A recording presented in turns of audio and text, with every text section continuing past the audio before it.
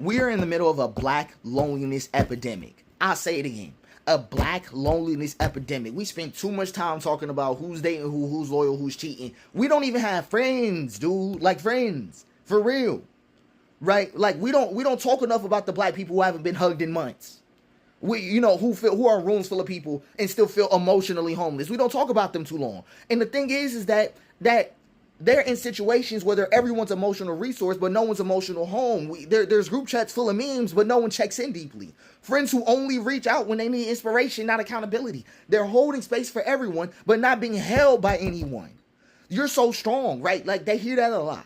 But it's really code for, I don't know how to love you in your softness. Platonic relationships feel transactional, not tethered. And the thing is that black people aren't always unloved.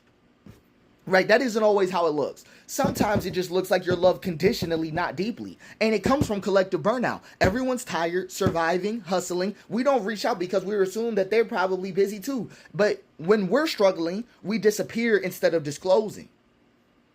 You see what I mean? When we're struggling, we choose to disappear instead of disclosing. And this causes internalized strength culture. We were taught to be strong, not soft. I got me became the anthem. I got me, but not out of power, out of necessity. Okay, different things going on right here. So friendships end up becoming performance-based, humor-coded, and trauma dumping but never repair building. But trauma dumping, that's what the state of it looks like. And it really comes down to this. We have no models for black platonic intimacy. No healthy models. The black media, right? Not even black media, because they don't really be made by us all the time. But media shows black friendships as drama, betrayal, gossip, comic relief. But rarely do we get to see black men hugging, black women resting together, friends choosing each other with care, not competition. And it ends up feeling like you're visible but not seen, celebrated but not safe, liked but not understood, always giving, always funny, always wise, but no one asks if you're okay. And loneliness isn't just a lack of people. That's what I'm trying to get y'all at. It's not just a lack of people.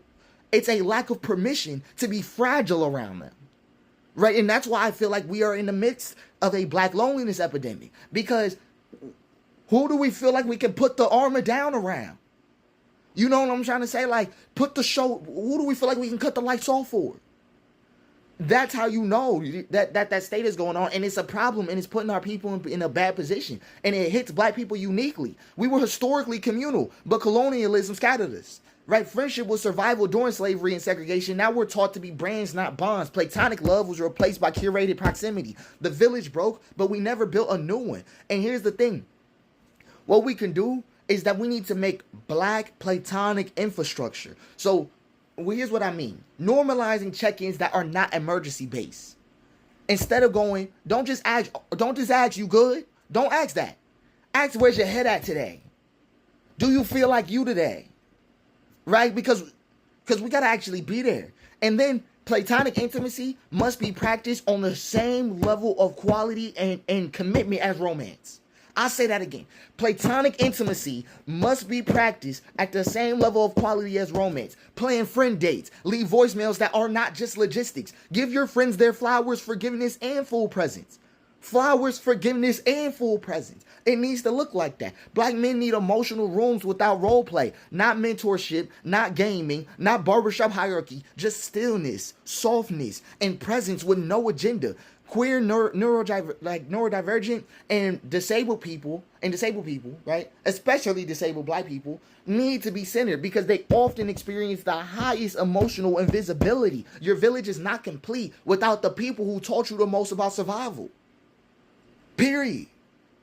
That's just what the truth, right? And the thing is that the black loneliness epidemic is not just about isolation. It is about the disintegration of emotional safety in places that should have saved us, in our communities, in our homes, in our group chats, in our barbershop.